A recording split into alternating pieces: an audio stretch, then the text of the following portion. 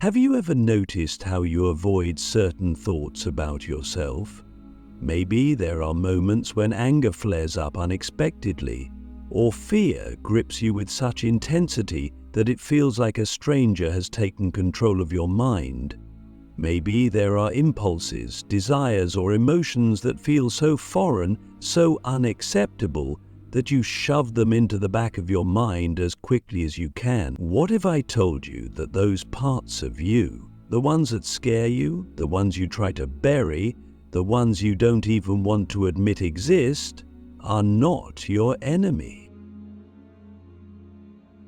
What if I told you that they hold the very key to your personal power, your creativity, and the life you've always wanted to live?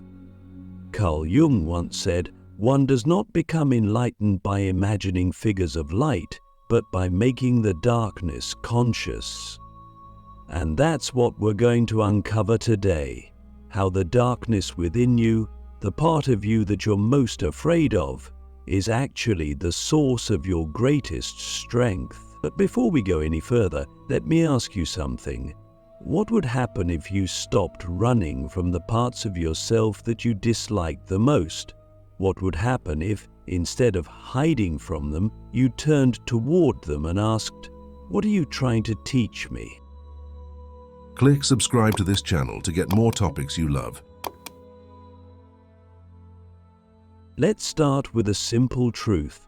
Every single one of us has a shadow. It's not a theory or a metaphor, it's a reality of human psychology. The shadow is the part of you that holds all the traits, desires, and emotions you've rejected. It's the parts of yourself you were told were bad, shameful, or unacceptable. Maybe as a child you were told that expressing anger was wrong, so you learned to suppress it. Or maybe you were taught that vulnerability was weak, so you buried it deep inside. Over time, you built a version of yourself that fit the expectations of the people around you, your family, your friends, your culture. But everything you left out of that version didn't disappear. It became your shadow. And the shadow doesn't stay silent. The longer it's ignored, the louder it becomes. Most people live their entire lives trying to avoid their shadow. We distract ourselves with work, relationships, entertainment, anything to keep from looking at the parts of ourselves that make us uncomfortable. But here's the thing, the shadow doesn't go away just because you ignore it. It hides in the corners of your mind, influencing your decisions and shaping your behavior in ways you don't even realize. Have you ever wondered why you keep repeating the same mistakes, even when you know better? Why you sabotage your own success even when you want to succeed? Why certain people or situations trigger such intense reactions in you? That's the shadow at work, and until you confront it, it will continue to control you. The shadow is not just the part of you that you dislike, it's also the part of you that holds your untapped potential. The traits you've rejected are often the same ones you need to achieve your goals and live a fulfilling life. For example, if you've suppressed your anger, you might find that it contains the energy and motivation you need to stand up for yourself and pursue your dreams. If you've buried your ambition, you might discover that it holds the drive and determination you need to succeed. The shadow is not inherently bad. It's a part of you that has been misunderstood and misused. And when you learn to work with it rather than against it, it can become your greatest ally. But here's the challenge. Facing your shadow isn't easy. It requires you to confront the parts of yourself that make you uncomfortable, the parts that you've spent your entire life avoiding. It requires honesty, courage, and a willingness to let go of the image you've created of who you think you are. And that's hard. It's hard because we all want to believe that we're good. that we're in control, that we know who we are. But the truth is, none of us are as simple as we like to think. We are all a mix of light and dark, strength and weakness, virtue and flaw. And the sooner we accept that, the sooner we can begin to grow. So, how do we confront the shadow? How do we stop running from the parts of ourselves that scare us? The first step is awareness. You can't confront what you don't see. Start by paying attention to the moments when you feel triggered, when you react to something or someone with an intensity that seems out of proportion. Those moments are clues. They're signals that the shadow is at play. For example, if you find yourself getting angry at someone for being selfish, ask yourself, is there a part of me that I've labeled as selfish? Have I suppressed my own desires to the point where I resent others for expressing theirs? The shadow often shows up in the traits we criticize most in others. By paying attention to your reactions, you can begin to see the parts of yourself that you've been avoiding. The second step is acceptance. Once you've identified a part of your shadow, the goal is not to fight it or suppress it further. The goal is to understand it. Why is it there? What caused you to reject it in the first place? What is it trying to tell you? This process is not about justifying harmful behavior or indulging in every impulse. It's about acknowledging that your shadow is a part of you and finding a way to integrate it into your life in a healthy and constructive way. For example, if you've suppressed your anger, you might find that it's trying to tell you that a boundary has been crossed or that something in your life needs to change. By listening to your shadow, you can begin to use its energy in a way that serves you rather than sabotages you. The third step is integration. This is where the real transformation happens. Integration is about bringing the shadow into the light, about finding a way to express the parts of yourself that you've suppressed in a way that aligns with your values and goals. It's about turning what once felt like a weakness into a strength. For example, someone who has suppressed their vulnerability might find that embracing it allows them to build deeper, more authentic connections with others. Someone who has buried their ambition might discover that reclaiming it gives them the drive they need to pursue their dreams.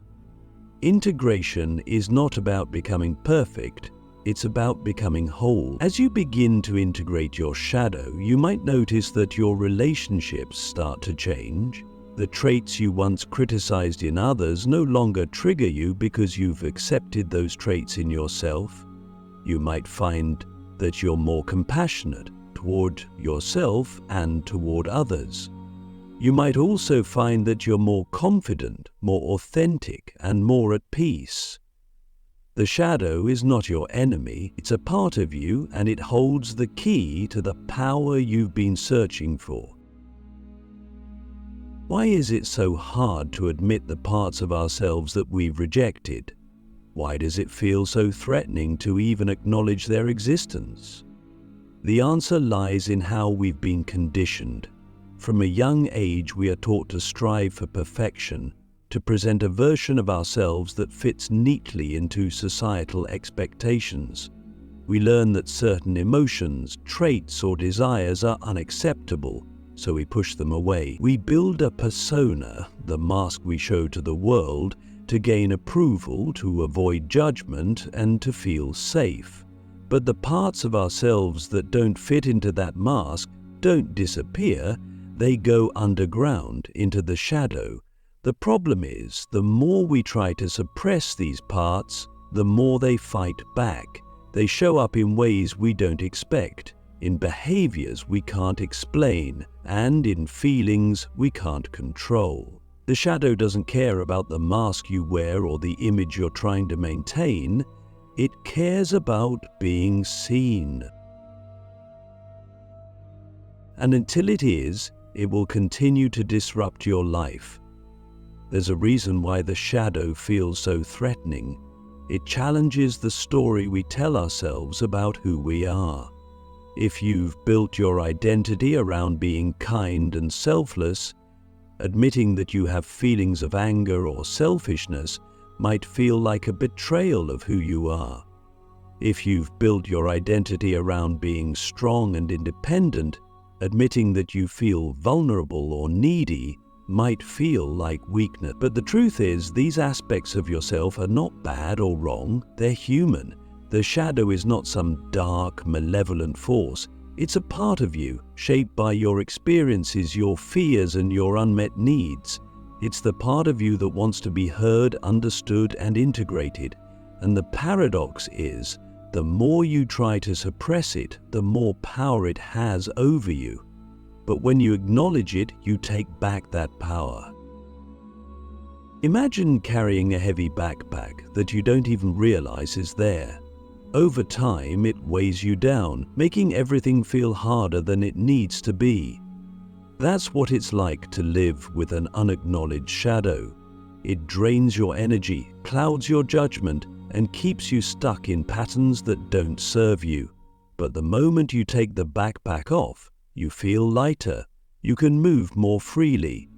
That's what happens when you begin to integrate your shadow. You stop wasting energy on suppression, and you start using that energy to create the life you want. You begin to see yourself more clearly, and as a result, you begin to see the world more clearly too. One of the most powerful ways the shadow influences us is through projection. When we refuse to acknowledge certain parts of ourselves, we project them onto others. If you've rejected your own anger, you might see other people as being overly aggressive. If you've buried your own ambition, you might resent others for being too competitive. Projection allows us to avoid facing our shadow by externalizing it. But the cost of projection is high. It distorts our relationships, creates unnecessary conflict, and keeps us disconnected from reality. When you project your shadow onto others, you're not really seeing them, you're seeing a reflection of your own unresolved issues. And until you recognize this pattern, it will continue to play out in your life. When you feel triggered by someone else's behavior, instead of reacting automatically, take a moment to reflect. What is it about their behavior that bothers you so much? Is it possible that the trait you're criticizing in them is a trait you've suppressed in yourself? This is not about blaming yourself or excusing harmful behavior. It's about recognizing that your reactions often have more to do with you than with the other person. When you stop projecting your shadow onto others, you can begin to see them more clearly. You can engage with them as they are, rather than as reflections of your own fears and insecurities. This not only improves your relationships, but also gives you a deeper understanding of yourself. Another way the shadow influences us is through self-sabotage. When we suppress parts of ourselves, we create an internal conflict. On one level, we want to move forward, achieve our goals and live fulfilling lives, but on another level, the shadow holds us back. It might do this by creating fear, doubt, or resistance. For example, if you've suppressed your own desire for success, you might unconsciously sabotage your career opportunities because deep down, you believe you don't deserve to succeed. If you've buried your own need for love, you might push people away because deep down, you're afraid of being vulnerable. Self-sabotage is not a sign of weakness or failure. It's a sign that there's a part of you that needs attention. By bringing that part into the light, you can begin to understand its fears and unmet needs. And once you do, you can start to move forward without being held back by unconscious resistance. The shadow is not just a source of challenges, it's also a source of potential. The traits you've suppressed are often the same traits that hold the key to your growth. For example, if you've buried your own assertiveness, you might find that reclaiming it allows you to set boundaries and stand up for yourself. If you've suppressed your creativity, you might discover that embracing it brings new energy and direction to your life. The shadow is not inherently negative. It's a part of you that has been misunderstood, and when you learn to work with it rather than against it, it can become a source of strength. The process of integrating the shadow is not about becoming perfect, it's about becoming whole. It's about acknowledging all parts of yourself, even the ones you find difficult to accept. This doesn't mean indulging in every impulse or acting on every desire.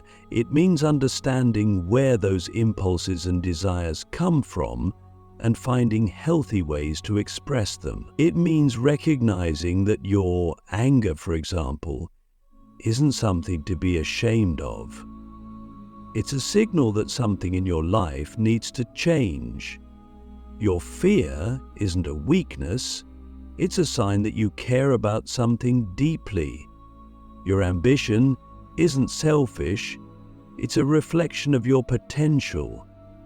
When you stop fighting these parts of yourself and start understanding them, you can begin to use them in ways that serve you rather than sabotage you. As you integrate your shadow, you might notice that you feel more at peace with yourself. The tension between the image you present to the world and the reality of who you are begins to fade. You no longer feel the need to hide parts of yourself or pretend to be someone you're not. This authenticity allows you to connect with others in deeper, more meaningful ways. When you stop projecting your shadow onto others, you can see them more clearly, without the distortions of your own fears and insecurities.